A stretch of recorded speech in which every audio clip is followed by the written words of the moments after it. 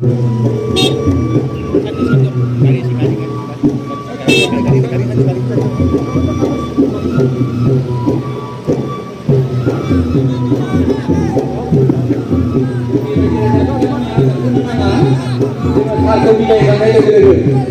गेवलां मेला जाफिनगोन बेखायनो जोंनि रायजो राजाफ्रा रावबो थांनो नाङा अननानै जिरायथ' जोंनि गेवलां मेला जाफिनगोन खालिबोल' सारखौ जों बिदाय होनो नागिरदों जाहाथे लामायाव होंगो दोंगो खालामा रायजो राजाफ्रा बिनि थाखाय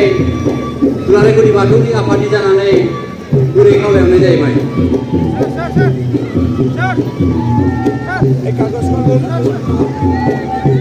अननानै रावबो सिखारनो नाङा जोंनि मेला जाफिनगोन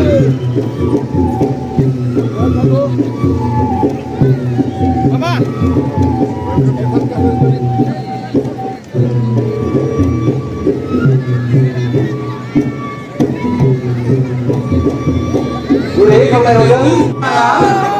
जोंनि गेवलां मेलनि गोनांथार सावरायनाय आरो गोनांथार जे बिबुंथिफोरखौ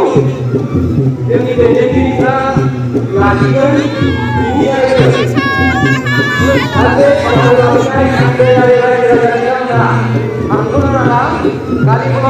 গুডি বাথৰ যি ধৰ্মীয় সভা